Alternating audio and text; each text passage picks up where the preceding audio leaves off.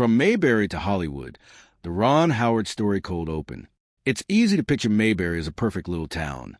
Friendly neighbors, a whistling theme song, a sheriff who never needed to raise his voice. It's the kind of place television built a whole idea of American small-town life around. Front porches, fishing holes, and a sense that nothing bad could ever really happen there. But the cast that built that illusion didn't always get along as well as the show suggested. One relationship in particular stayed tense for years, quietly, largely out of public view. And at the center was a boy who grew up to become one of Hollywood's most respected directors, Ron Howard. This is a story of how a child actor from a small-town sitcom became a filmmaking powerhouse. The shows that shaped him, the tension he worked through as a kid without ever fully understanding it, and the life he eventually built once the cameras moved on. Mayberry's golden years. The Andy Griffith Show began, in a sense, before it even had its own name. It started as a backdoor pilot on the Danny Thomas Show, introducing Andy Griffith as Sheriff Andy Taylor, a widowed lawman raising his young son in the fictional town of Mayberry, North Carolina. The response was strong enough that CBS gave it its own series, and it premiered on October 3rd, 1960, running until April 1st, 1968. Over 8 seasons, the show produced 249 half-hour episodes, 159 in black and white, and 90 in color once the network made the switch. It never once fell out of the top 10 in the Nielsen ratings, and in a genuinely rare feat, it ended its final season at number 1. Only a handful of shows in television history have managed that same exit, among them I Love Lucy and, decades later, Seinfeld. Though the town was fictional and the show was filmed in the 1960s, Griffith always described its tone as belonging to an earlier era, something closer to the 1930s. It was of a time gone by, he said once, describing the nostalgic feel that became the show's signature. Around Griffith, a cast of now iconic characters took shape. Don Knotts as the eager, accident-prone Deputy Barney Fife, Frances Bavier as the steady, old-fashioned Aunt Bee, and young Ron Howard as Opie. Together, they formed a version of family life that felt effortless on screen. Off-screen, the picture was more complicated. Egos didn't always mesh, personalities clashed, and one relationship in particular would stay strained for years, largely hidden from the public until much later. Despite all that, the show's legacy only grew. Griffith himself never won an Emmy for his work on the series, though Knotts and Bavier combined for 6 between them. Spin-offs followed. Gomer Pyle, USMC, a 1986 reunion film, and the continuation series Mayberry RFD. To this day, fans still gather for an annual festival in Griffith's hometown of Mount Airy, North Carolina, celebrating a fictional town that, in some ways, never really left American culture. A child star is born. Ron Howard's path into show business started almost at birth. Born March 1st, 1954, in Duncan, Oklahoma, he came from a family already steeped in the industry. His father, Rance, was an actor, writer, and director who'd adopted that stage name after being born under a different one, and his mother, Jean, was an actress in her own right. At the time Ron was born, Rance was serving in the U.S. Air Force. So show business had to wait a few years to fully take over the family's life. When it did, it stuck. Howard's early education happened partly on studio lots, where he was tutored as a working child actor, and partly in ordinary Burbank schools. He later enrolled at USC's film school but left before finishing. The industry itself had already become his real education. By the time Ron was 5, he'd already worked steadily in television, popping up in shows like The Twilight Zone, Dennis the Menace, and The Many Loves of Dobie Gillis. His breakout came in 1960, when he was cast as Opie Taylor, credited at the time as Ronnie Howard. He'd stay in that role for all 8 seasons of The Andy Griffith Show. Looking back on his earliest days on set, Howard has recalled a surprisingly relaxed atmosphere, including being coached through a scene involving a toy turtle he had to treat as though it were real and dead. A strange, small memory that stuck with him as an early lesson in the craft of pretending. When the show ended, Howard didn't fade from view. He found a second act almost immediately. In 1974, a segment from the anthology show Love, American Style, spun off into Happy Days, and Howard landed the role of Richie Cunningham, the clean-cut counterpart to Henry Winkler's leather-jacketed Fonzie. The two actors had genuine chemistry, on screen and off, and the show became a defining piece of 1970s pop culture. Behind the camera, even while starring in Happy Days, Howard was already looking toward directing. His first feature, the low-budget action comedy Grand Theft Auto, 1977, no relation to the video game franchise that would come decades later, came about through a deal with producer Roger Corman. Howard would star in Corman's Eat My Dust in exchange for the chance to direct a film of his own, co-written with his father. It was a small, scrappy project, but it marked a real turning point. Through the late 70s and early 80s, Howard built experience directing television movies for NBC, including 1980's Skyward, which starred screen legend Bette Davis. His real breakthrough as a feature director came in 1982 with Night Shift, a wild comedy starring Henry Winkler, Michael Keaton, and Shelley Long. 2 years later, Splash, a romantic fantasy comedy starring Tom Hanks, Daryl Hannah, Eugene Levy, and John Candy, became both a critical and commercial hit, proving Howard could deliver movies with real box office pull and genuine heart. From there, his output only grew more ambitious. Cocoon, Parenthood, Backdraft, and Apollo 13 all built his reputation as a director who could handle both intimate family drama and large-scale spectacle. But his career wasn't without rough patches.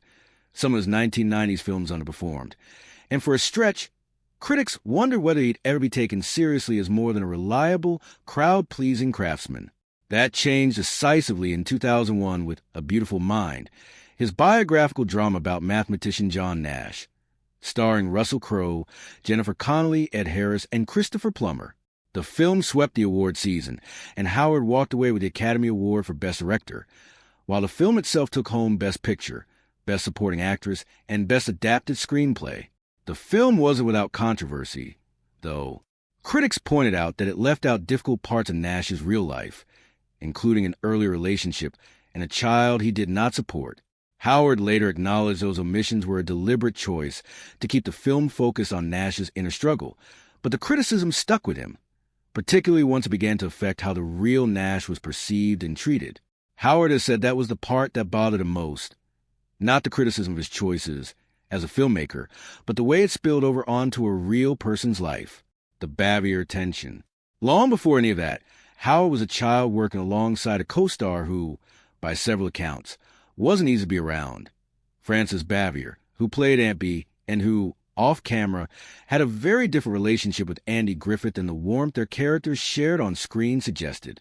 Bavier had a reputation for being intensely private, someone who kept a deliberate distance from her castmates, even as Griffith himself was known to be warm and sociable. To some, that reserve simply read as shyness. But by most accounts, it went deeper than that.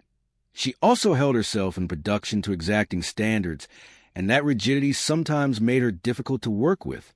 Howard Morris, who played Ernest T. Bass and directed several episodes of the series, once compared directing her to navigating a minefield.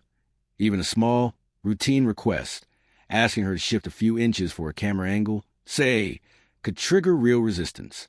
She was particular about her space and her presentation, and pushing against that wasn't welcome.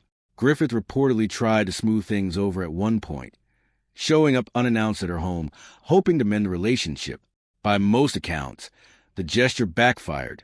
Bavier valued her privacy fiercely, and the surprise visit seems to have deepened the distance between them rather than closing it. Young Ron Howard, for his part, has said in later interviews that Bavier wasn't the warm, cuddly presence her character suggested to audiences. She could be cold and rigid with him, a real contrast to the nurturing Aunt Bee persona viewers tuned in for every week. One frequently retold anecdote involves an episode built around Aunt Bee's famously terrible homemade pickles, which require Howard's character to eat jar after jar across multiple takes. The story goes that real pickles were something Howard genuinely disliked, which made an already uncomfortable scene with a co-star who wasn't especially warm to him that much harder to get through. There does seem to have been a resolution, eventually, later in life, as Bavier's health declined. She reportedly called Griffith to apologize for the friction between them, taking responsibility for her part in it and acknowledging his leadership on the show across the years. Griffith later recalled her telling him she was sorry they hadn't gotten along better and that it had been her fault. It's the kind of late-life reconciliation that, whether or not every detail has been independently confirmed elsewhere, fits neatly with the show's own recurring message about grace and second chances. Bavier passed away in 1989 at the age of 86. Though she'd been raised in New York City, she spent her final years in Siler City, North Carolina, not far, fittingly, from the fictional Mayberry her character had called home. She retired from acting back in 1972 and, by most local accounts, was remembered there as private but genuinely kind, a different impression than the one that had followed her out of Hollywood. Andy Griffith died in 2012, also at 86, at his home on Roanoke Island, North Carolina, a place he'd come to think of as his own sanctuary. A 50-year love story. Howard's personal life has followed a very different arc than the professional one. Steady, low drama, and largely kept out of the tabloids. He met his wife, Cheryl, when they were both 16, two California teenagers with, by his own account, an instant and lasting connection. Their first date was straight out of 1970s teenage romance, a ride in his mint green Volkswagen Beetle, a movie, and pizza afterward. Nothing fancy, as Howard has joked since, but it got them where they needed to go. It took Howard 3 proposals before Cheryl said yes. She wasn't ready right away. She had her own plans first, school, and a sense of who she wanted to become before tying her future to his. 5 years after that first date, they married in June 1975 in Burbank, California, with friends and family in attendance, including Happy Days castmates like the late Tom Bosley. Howard had only started on the sitcom a year before, and life was moving quickly. But by his own account, Cheryl was the one constant through all of it. The couple went on to raise 4 children, including daughters Bryce Dallas Howard and Paige Howard, both of whom followed their parents into filmmaking. Their daughters have described their mother as the emotional center of the family. Paige has said that trying to put into words how much they loved her brought her to tears, calling Cheryl the family's guiding light. In June 2025, Ron and Cheryl marked 50 years of marriage. Howard commemorated it simply, with a photo of the two of them on a beach at sunset. No elaborate production, just decades of shared history. He's described their relationship using the image of paddling through calm water and rough rapids together, crediting their staying power to communication, luck, and a willingness to keep changing and adapting alongside each other. For their 2023 anniversary, he reportedly took her for a drive in that same mint green Beetle from their very first date, the long way, with the windows down, retracing where it all began. A different kind of disappointment. In recent years, Howard has found himself dealing with a different sort of tension, this time tied to a project rather than a co-star. Years ago, Howard directed the Netflix adaptation of Hillbilly Elegy, J.D. Vance's memoir, at a time when Vance wasn't yet a political figure at all.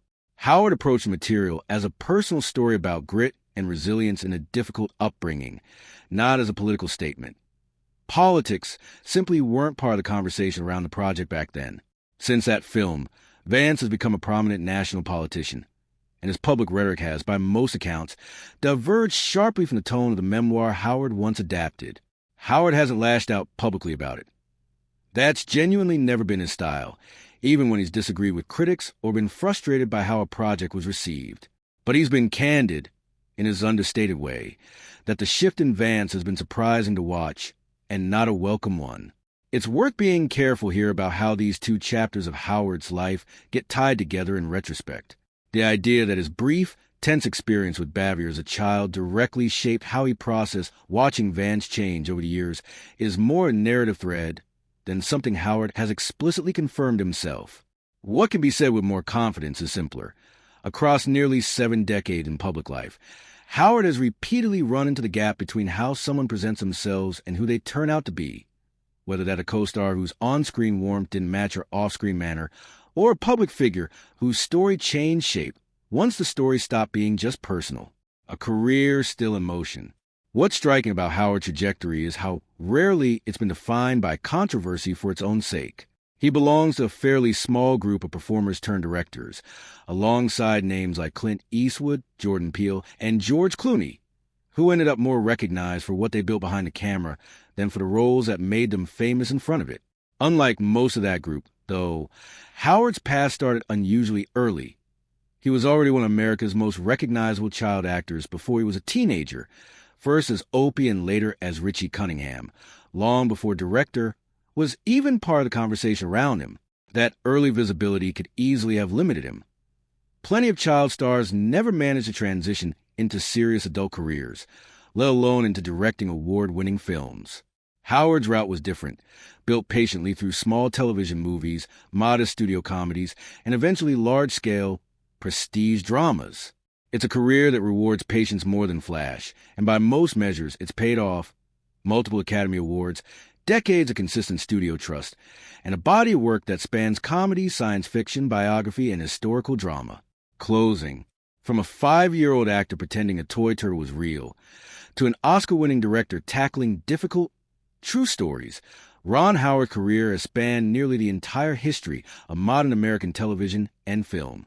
Along the way, he navigated a genuinely tense working relationship with a co-star as a child, built one of Hollywood's most enduring marriages almost entirely out of the public eye, and learned more than once, in more than one context, that the people and stories behind a polished surface are rarely as simple as they first appear.